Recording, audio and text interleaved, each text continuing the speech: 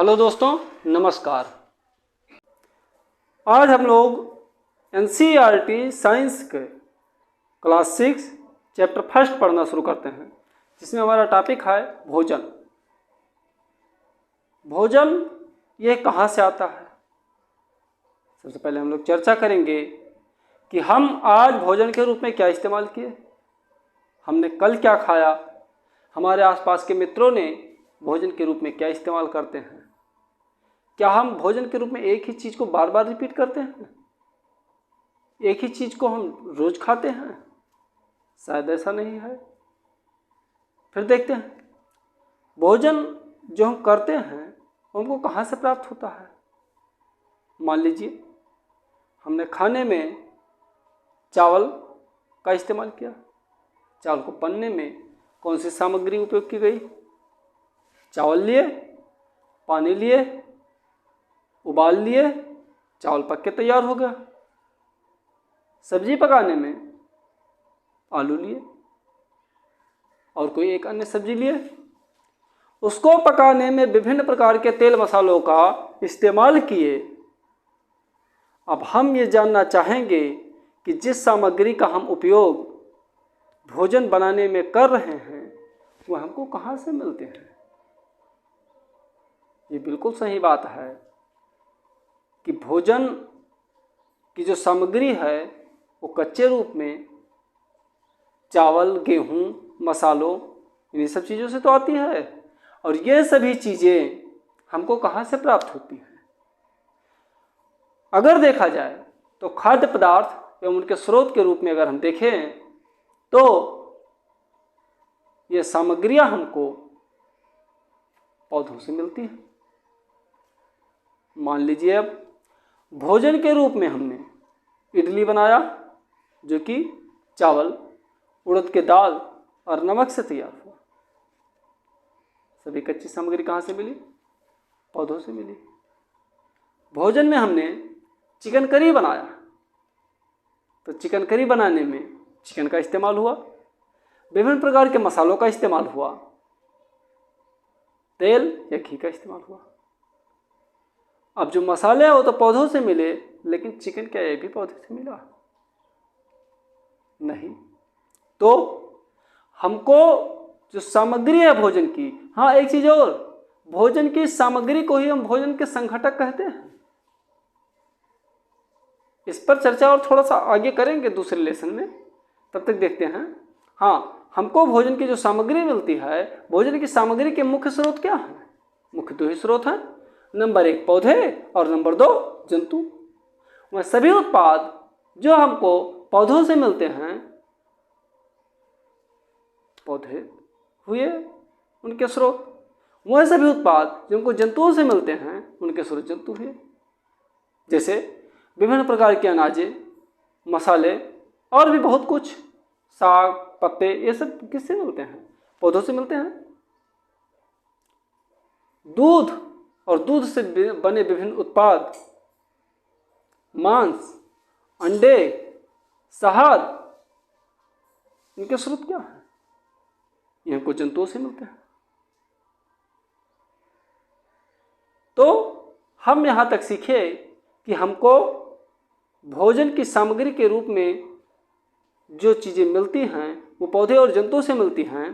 थोड़ा सा हम लोग और आगे बढ़ते हैं तो देखते हैं कि भोजन के रूप में पौधे के कौन से भाग का हम उपयोग करते हैं। तो हम इंसान काफ़ी चतुर हैं। भोजन के रूप में पौधे के विभिन्न भागों का इस्तेमाल करते हैं। कैसे? जैसे अभी उदाहरण लें तो सरसों का पौधा ले लीजिए, जिसमें सरसों के पत्ते का साग बनाकर खाए और सरसों के बीज का तेल निकाल करके खाए। केले का इसी प्रकार अगर एग्जाम्पल लें तो केले के फूल, केले के फल, केले के और भी भाग इस्तेमाल करते हैं भोजन के रूप में। कद्दू को देखें, कद्दू के पत्तों का साग बनाकर खा लिए जो नरम है। कद्दू के फल का सब्जी बनाकर खाए, और कद्दू का जो फूल है बेसन में लपेट करके और उसको पकौड़ा बना करके खा लिए।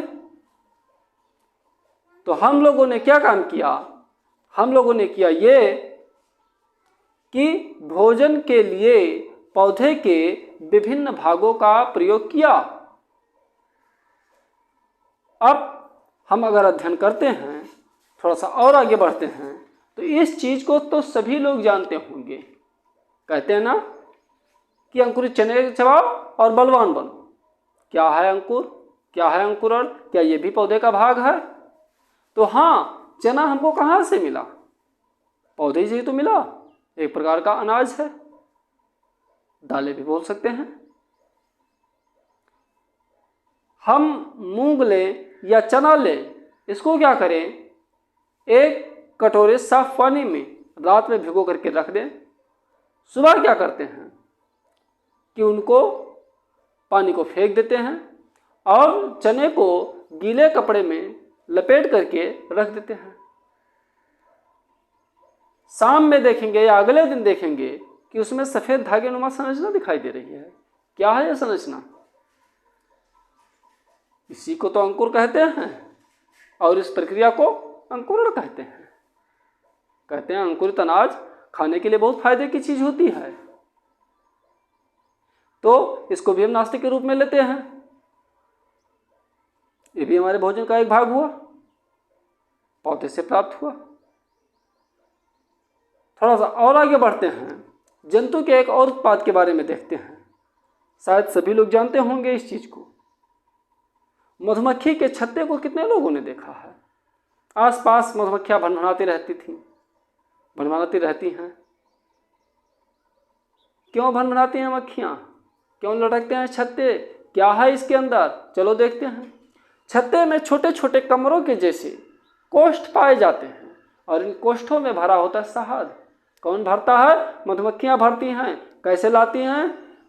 फूलों पर जा जा करके मधुमक्खी मकरंदों को इकट्ठा करती है और ईश्वर के वरदान स्वरूप दिए हुए उसको कुछ ऐसे यंत्र हैं उसके अंदर, जिससे वो उसको शहद के रूप में रूपांतरित करती है और इन कोष्ठों में भर देती है। आखिर किस लिए भर देती है इन कोष्ठों में? क्योंकि यह सही बात है कि मधुमक्खी को हमेशा तो फूल मिल नहीं पाएंगे जिसे वो मकरंद ला सके, भोजन के रूप में इस्तेमाल कर सके। फिर क्या बात है, उन मकरंदों को अपने भोजन के रूप में संचित करके उन कोष्ठों में भर देती है और बाद में इस्तेमाल करती है। लेकिन हम इंसान उसको लाते हैं अपने इस्तेमाल में। तो शहद भी एक प्रकार से जंतुओं द्वारा मिलने वाला उत्पाद है। अब अगर हम ध्यान दें कि जंतु क्या खाते हैं, अपने घर में विभिन्न पालतू पशु हैं, कुत्ता, बिल्ली, गाय, भैंस। क्या खाती है गाय आपकी? क्या खाती है आपकी भैंस? खली, चारा, हरे पौधे, भूसा, यही सब तो खाती है। कुत्ते क्या खाते हैं? बिल्लियाँ क्या खाते हैं? इस पर ध्यान दें। जंतुओं के खाने के हिसाब से अगर हम उनको वर्गीकृत करें तो क्या देखते हैं, कुछ जंतु हैं जो सिर्फ हरे पेड़ पौधों पर ही निर्भर हैं, उनके सभी उत्पाद पौधों से मिलते हैं। तो जो जंतु पौधों से मिलने वाले उत्पादों को अपने भोजन के रूप में इस्तेमाल करते हैं उनको शाकाहारी कहते हैं। उदाहरण के रूप में गाय हो गई आपकी, हिरण, जितने भी गोवंश हैं इत्यादि बहुत से हैं। वह जंतु जो अपने भोजन के रूप में मांस का इस्तेमाल करते हैं मांसाहारी कहलाते हैं। जैसे शेर हो गए, लोमड़ी, सियार इत्यादि बहुत से जानवर हैं। वह जंतु जो हरे पेड़ पौधे या किसी भी प्रकार के पेड़ पौधे और जंतु यानी पौधे और जंतु यानी शाक और मांस दोनों का इस्तेमाल करते हैं उनको सर्वाहारी कहते हैं। जैसे आपकी बिल्ली हो गई, कुत्ते हो गए इत्यादि। थोड़ा सा ध्यान दें अगर भोजन के बारे में, कुछ लोगों को भोजन नहीं मिल पाते हैं। क्या भोजन की उपलब्धता में कमी है या भोजन का वितरण असामान्य है? या भोजन जो उनको मिलना चाहिए वो व्यर्थ चला जाता है। तो भोजन को व्यर्थ ना होने दें, भोजन की उपलब्धता बढ़ाएं, भोजन सब तक पहुँचे। हाँ, अगर आपको ये वीडियो अच्छा लगा हो तो हमको कमेंट में हाँ अवश्य लिख कर भेजें। अगर आपको सुधार की आवश्यकता है तब भी आप हमको बताएं। मिलते हैं अगले वीडियो में, तब तक के लिए नमस्कार।